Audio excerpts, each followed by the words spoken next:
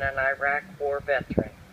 Having experienced 9/11 as a high school senior, Mr. Stewart felt called to serve his country.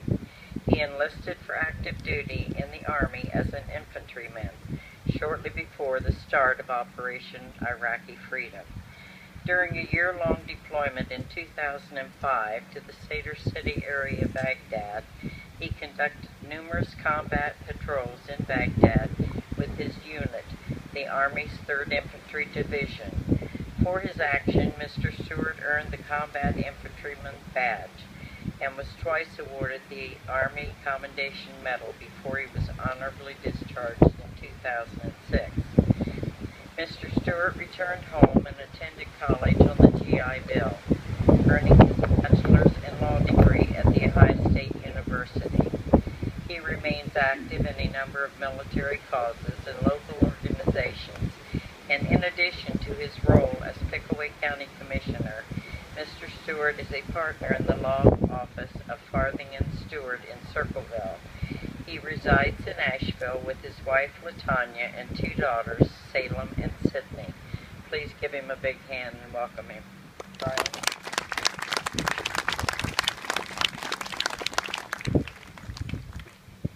Thank you, Janet, and thank you to the South Bloomfield VFW for the privilege of being able to speak to you on Memorial Day. And most importantly, thank you to everyone here who took time out of your own day to honor these heroes and observe the sacrifices which have been made for our nation. Memorial Day is a solemn holiday, but in my view, it should not be a sad holiday. To be sure, today is a day when we remember husbands and wives, sons and daughters, brothers and sisters, brave Americans who saw their lives cut far too short so that we may continue to live ours in freedom. It's good that we remember them. It's good that we miss them. And it is good that we cry. But as General George Patton said, and as many of you might know, he was fairly blunt. He said, "It's foolish and wrong to mourn the men who died. Rather, we should thank God that such men lived." Memorial Day is our time to reflect on what the sacrifice of brave men and women has meant for America, from our founding to the present. It's about honoring the sacrifice not just of the service members we knew personally, but all of the service members who came before us and helped ensure that the United States of America became and continues to be the greatest nation on earth. Memorial Day is not just a day to be sad. It's a day to be inspired. And as General Patton said, it is a day to be thankful. To properly observe Memorial Day, I believe we must also have a proper understanding of the scope of the sacrifice that's been made on our behalf. Looking just at our own state, more than 280 Ohioans have given their lives in Iraq and Afghanistan since 9/11, including 2 residents of Pickaway County, PFC Kevin C. Ott and Specialist Gerald R. Jenkins. They joined more than 6,000 casualties in Iraq and Afghanistan overall. 58,000 Americans gave their lives in Vietnam. Another 36,000 were killed in the Korean War. More than 400,000 Americans gave their lives in World War II. What sets America and her military apart is that these brave men and women answered the call of our country not simply because the enemy was outside their own windows of their own homes. Rather, they answered the call of our country because people around the world were oppressed, because tyranny and evil was being confronted, and because they felt the same love of country that led Nathan Hale to utter those famous words, "I only regret that I have but one life to lose for my country." I'm proud to live in a country that continues to give us heroes like these. As we observe Memorial Day and go about our lives, I also believe we must not let disagreements over politics minimize our heroes and their sacrifices. And by that I mean, in a democracy, dissent and debate are healthy and they're vitally important. But we ourselves as citizens must never lose sight of the fact that when an 18-year-old leaves home, travels across the world, and dies fighting America's enemies on the battlefield, he is a hero, period. War is controversial, and it should be. Dating all the way back to the Continental Congress, there has always been, and there will always be, debates and disagreements when our country goes to war. Whether historians ultimately deem a particular war a success or not does not change the fact that American soldiers, sailors, airmen, and Marines who died fighting those wars were heroes.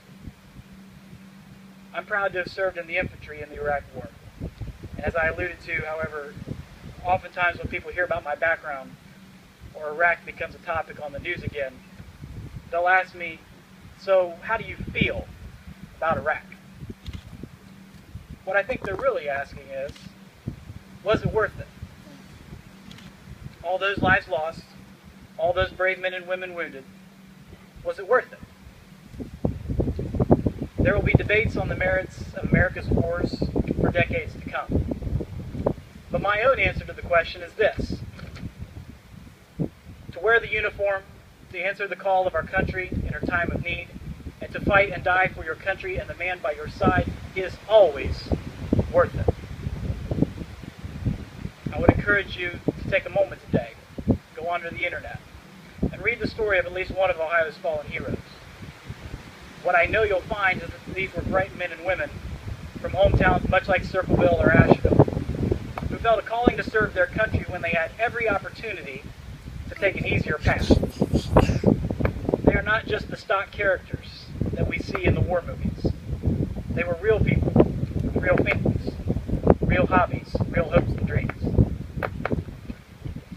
I'm fortunate to have known a few of these heroes very well. Sergeant First Class David Sally helped me earn my jump wings in airborne school. Roughly a year later, he was one of the first casualties of our 3rd Infantry Division when we deployed to Iraq.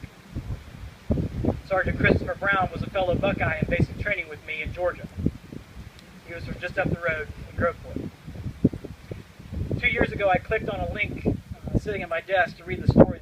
The headline said, "Central Ohio soldier killed in Afghanistan," and I saw Chris's face staring back at me. Staff Sergeant William Skates loved being a soldier more than anyone else I met during my time in the Army. He was my team leader during a year's worth of patrols in Iraq. He made me laugh, he made me a better soldier, and he helped get me home alive. Sergeant Scott Lang Kirkpatrick was one of the best friends I've had in my life. He was a poet, he was a deep thinker. He joined the Army after 9/11, not for college money, certainly not because he didn't have other opportunities. Scott Lang Kirkpatrick joined the Army to serve his country. My eldest daughter, Salem Lang Stewart, is named after Scott. On August 11, 2007, Sergeant Skates and Sergeant Kirkpatrick were killed in the same attack in Iraq. Because of this, like many other veterans who are here today, it's never far from my mind that I made it home when many other brave men and women did not. I've been able to have a family, to go to college, to pursue a career, and generally follow my dreams. I have opportunities that my friends do not. And so I feel a great deal of responsibility to earn the privilege that's been afforded to me, to be worthy of the sacrifices that have been made for me. In short, to try to live a life that would make my own heroes proud. I think we all can do that. Memorial Day is our opportunity to honor and remember heroes who gave their lives in war so that we could live ours in peace.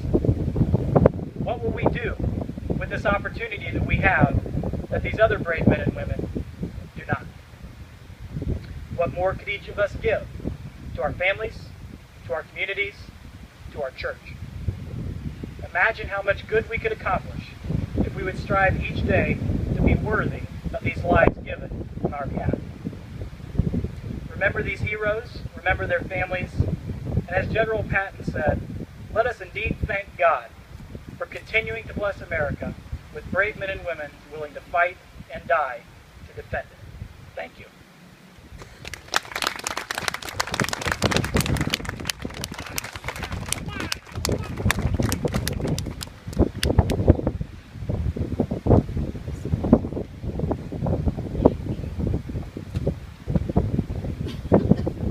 Thank you very much, Brian.